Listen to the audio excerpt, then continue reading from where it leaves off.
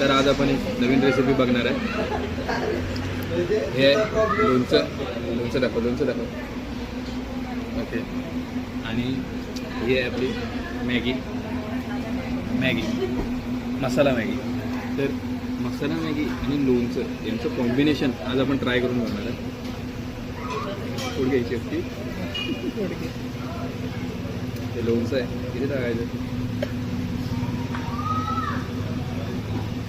तर आता आपण मसाला मॅगी आणि लोणचं याचं कॉम्बिनेशन कसं लागतं हे बघूया. जवळ